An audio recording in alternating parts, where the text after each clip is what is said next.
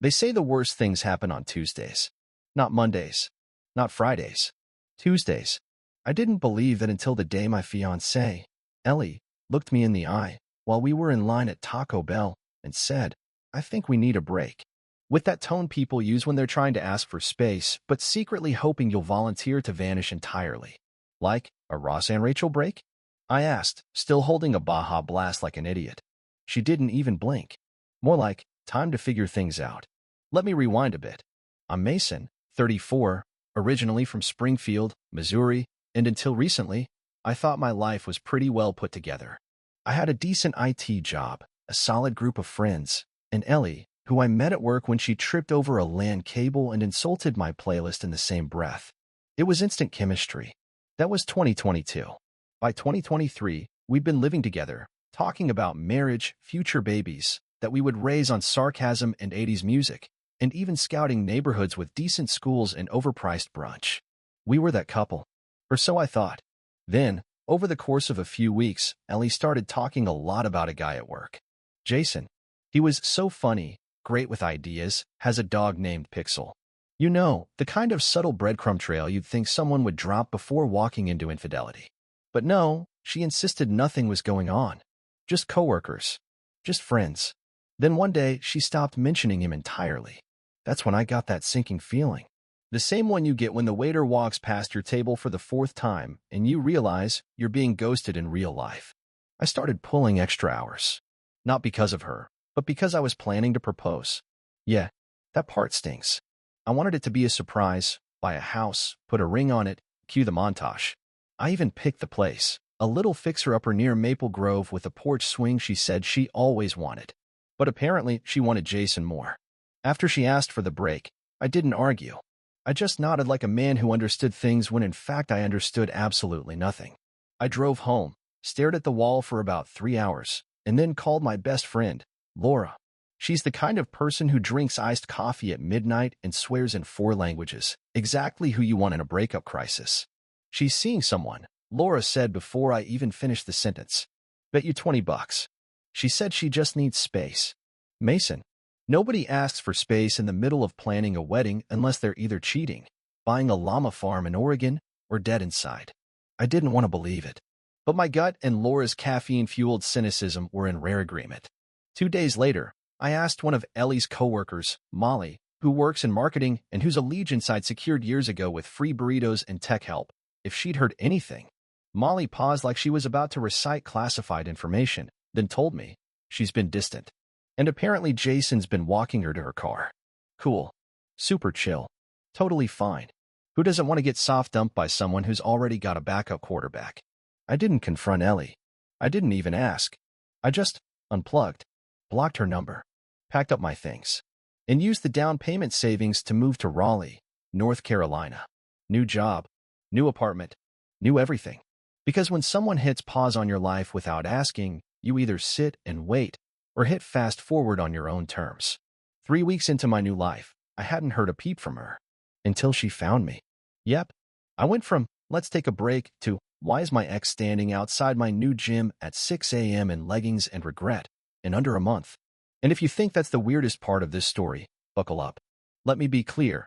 I didn't move to Raleigh to reinvent myself. I moved to disappear. You know, grow a beard, get into niche hobbies like bonsai trees or amateur fencing, and become the kind of man who laughs mysteriously when people ask about his past. Instead, I joined a local gym, got addicted to protein bars I don't like, and adopted a cat named Chairman Meow. Life was fine. I had a new job at a tech firm that didn't require me to explain why my fiancée ghosted me mid-brunch era. I even made a few friends, one of whom invited me to watch UFC at a bar on Friday nights and still insists fighting is therapy with blood. Everything was calm until it wasn't. I had just finished a morning jog and was stretching at a park near my apartment when I heard someone say, "Hey, Mason." I turned around. Ellie. Hair in a ponytail. Hoodie. Nervous smile. Like a ghost in yoga pants. I didn't say anything. Just stared at her like she was part of a fever dream I didn't remember inviting. She stepped closer. Can we talk? About what? I asked, flat. She hesitated. I just thought maybe we should catch up. I shook my head. Ellie, you didn't want to talk when we were engaged. What makes you think I want to now? I didn't cheat, she blurted. Oh, great. We're leading with that. I didn't say you did, I replied. But let's be honest, taking a break while someone better comes along isn't exactly monogamous. She looked down, visibly uncomfortable. I was confused. You were distant. You worked all the time. I blinked. I was working to buy us a damn house. Ellie flinched like that thought hadn't occurred to her, like maybe the fantasy didn't match the mortgage paperwork. And then, I added, you decided Jason with the golden retriever energy was a better bet. That's not fair. What part? The surprise proposal I never got to give? The savings I used to run away from my own engagement party? She didn't respond. After a beat, I sighed. I'm not mad at you, Ellie. I'm not even bitter. I'm tired. Talking to you is like scratching a scab that never really healed. She opened her mouth to say something but stopped. Instead, she just nodded. I moved here. Got a job with my uncle's company. Of course she did. The same city. Coincidence? Maybe. Likely? Not a chance. I didn't come here to find you, she added quickly. I gave her a look. She shrugged. Okay, maybe I did not want to run into you. I didn't laugh. But I didn't curse either, which felt like growth. I turned and started walking. Take care of yourself, Ellie. I still care about you, she called after me. Yeah, I muttered without turning around. I used to care about dinosaurs, too. Doesn't mean I want to bring them back. Harsh? Maybe. But she got the message. Or so I thought. That week, I saw her again at the grocery store, of all places. I was in the cereal aisle debating if I'd finally outgrown Lucky Charms. She was in yoga gear again, this time standing next to the almond milk. We locked eyes. She smiled. I did not. And that's when I realized this wasn't over for her. But for me, this was the prologue to something better. Even if that better included off-brand cereal and awkward park encounters. The week before Christmas, I flew back to Missouri for the holidays. Nothing says emotional reset like returning to your hometown where every gas station has a story and every person remembers your most awkward haircut. My childhood friend Ben decided to host a big holiday reunion. Dude, half our high school crew's back in town, he texted. Come get drunk and make bad decisions. Tempting. I showed up late, clutching a six-pack and the kind of fake smile people wear when they're praying no one asks about their love life. The house was packed, music thumping, people playing flip cup like it was the Olympics. I was doing fine. Until I saw her. Ellie. In a red sweater, laughing at something one of the girls said, her eyes lighting up the same way they used to when I'd mock Hallmark movies. She hadn't seen me yet, so I tried to ninja my way toward the kitchen, only to run directly into Ben's dog and spill a beer down my jeans. So, stealth was off the table. She spotted me. Our eyes met. She gave a small wave. I nodded like a TSA agent, non-committal and slightly suspicious. Later, while I was half hidden near the chip bowl, she approached. Hey, she said. Didn't expect to see you here. It's Ben's house, I replied, not Area 51. She laughed. You look good. Your pants aside? She grinned. Yeah. We stood there for a beat, surrounded by drunk 20-somethings debating the merits of eggnog. Ellie, I finally said, you don't need to keep finding ways to bump into me. I didn't know you'd be here, she said. But I'm glad you are. You moved to my city. You show up at my park. Now we're making small talk next to being dipped. I'm starting to think fate's got a twisted sense of humor. She bit her lip. I just miss you. I looked away. I could feel it. Those old emotions tugging, those memories creeping in, reminding me of the girl who used to steal the covers and make playlists for every mood. I don't think you miss me, I said. I think you miss the version of me that waited. That shut her up. The rest of the party, I kept my distance. But when I got home later that night, I found myself staring at the ceiling, wide awake. Because here's the kicker. I still loved her. Somewhere, buried under all the resentment and sarcasm, was a piece of me that still pictured that house with the porch swing and a dumb, welcome to the nerd den mat. The next day, I told my mom I was heading back to Raleigh early. She didn't ask why. Moms know. Back in town, I tried to shake it. Threw myself into work. Went on a couple dates. One girl spent the entire meal explaining how her cat was an empath and needed gluten-free treats. But just when things were settling, my friend Nate called with a casual, hey, you won't believe this. Guess who's moving into your building? Guess. I'll wait. Yep. Ellie. Apparently her uncle's company had signed a lease on office space 2 blocks away, and she'd found a cute little apartment that just so happens to be in your complex. Coincidence, my butt. I laughed. Not because it was funny, but because, at that point, the universe was clearly trolling me. You know what's worse than heartbreak? Heartbreak with assigned parking. The day Ellie moved into my building, I saw her dragging a suitcase up the stairs while wearing a hoodie with our old inside joke printed on it. For 104, feelings not found. Classic. We made eye contact. I pretended I was extremely fascinated with the vending machine in the lobby. Never mind that it hasn't worked since July. Hey, she said, almost breathless, trying to make it casual. I nodded. Long drive? Not bad. Thought I'd bump into you eventually. Just didn't think it'd be by the Snickers machine. You always were an optimist, I said, and walked off. I hoped that would be the end of it. Spoiler, it wasn't. 3 days later, she knocked on my door holding a Tupperware of brownies. Peace offering, she said.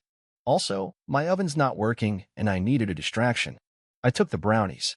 I didn't invite her in. They're just regular, she added quickly. No weird breakup symbolism baked in. I nodded, muttered a thanks, and shut the door gently. I stood there for a second, brownies in hand, wondering how my life had turned into a soap opera that nobody asked to watch. Over the next 2 weeks, I saw her everywhere. Elevator rides, mailroom collisions. Once, in the laundry room, she was folding my shirt, and I swear I saw her pause a little too long over it. My friends had mixed reactions. Ben, dude, you're cursed. Like, for real. Burn sage or move again. Laura, maybe she wants closure. Or maybe she realized Jason sucks. Jason, right. I had almost forgotten about him. So I asked. It was a Sunday, early evening, and I ran into Ellie walking her dog, which she didn't have last time we were together. A tiny corgi named Waffles. I tried to pretend I wasn't charmed. I failed. You're really here, I said, gesturing to the building behind her. Not just temporarily? She nodded. Signed a 12-month lease. So what happened? With Jason. She sighed.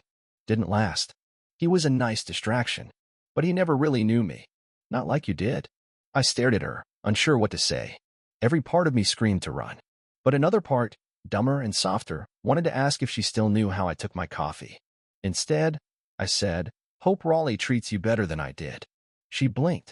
You didn't treat me badly, Mason. You were the most stable thing in my life. I just didn't know how to handle that. That's the kindest insult I've gotten all week. She smiled, and for a second, we weren't broken people anymore. Just two exes with a corgi between us and way too much history. Can we talk? She asked. Really talk? Just once.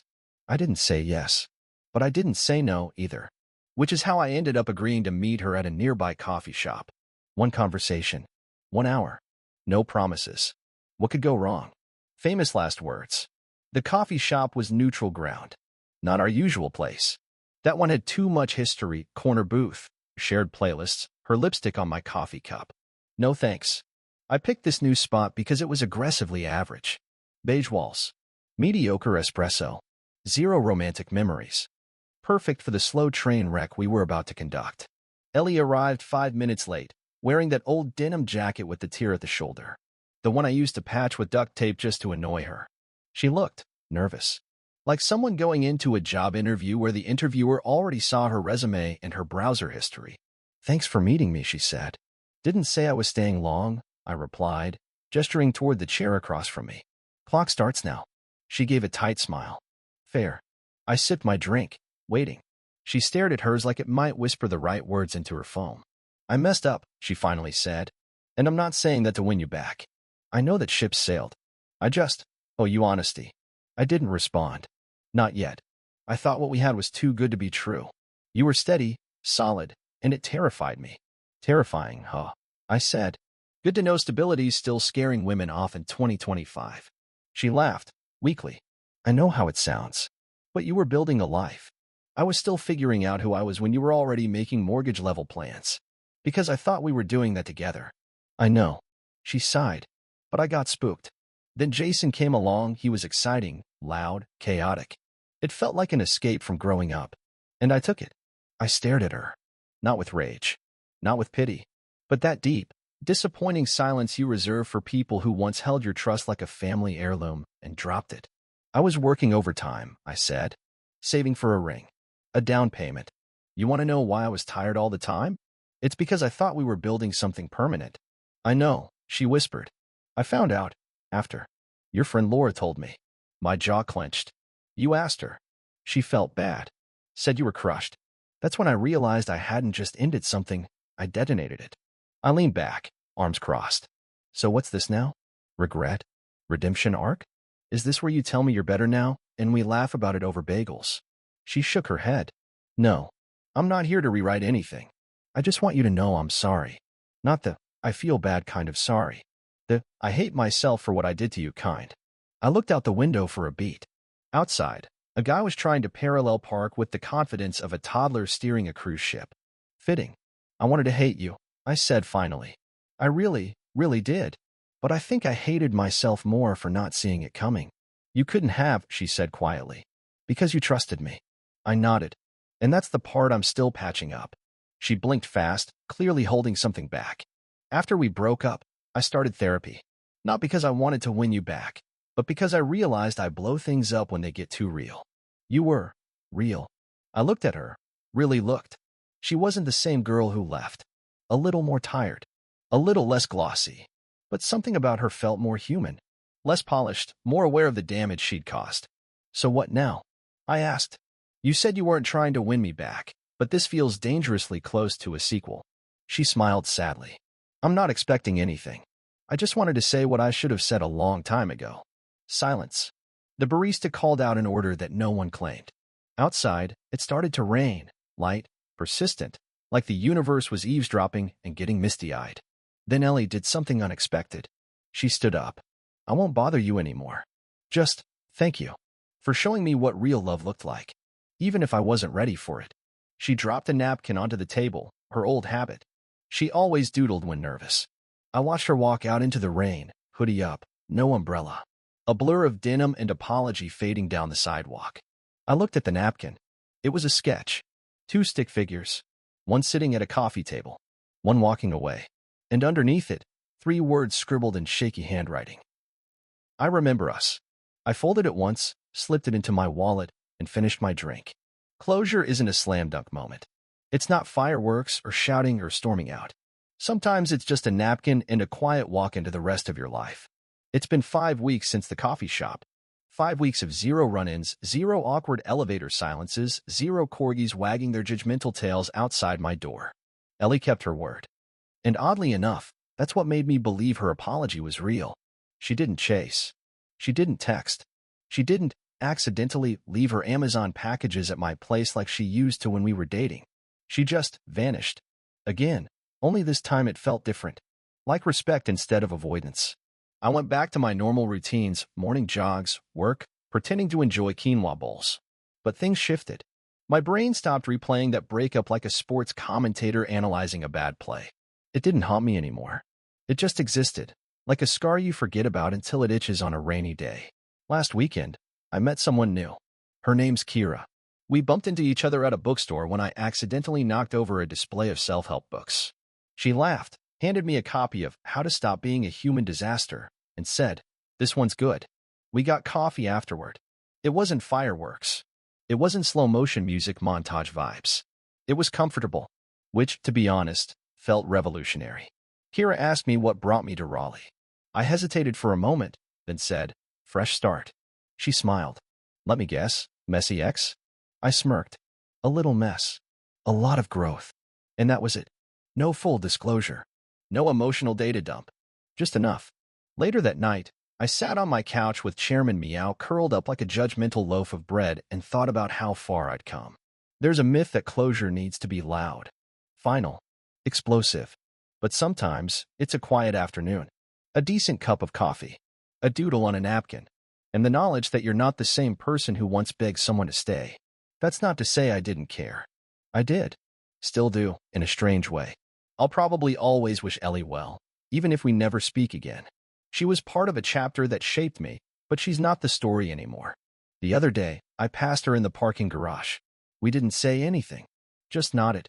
2 people who'd once talked about wedding venues now reduced to polite silence. And weirdly, I liked it that way. Peace, I've learned, isn't always flashy.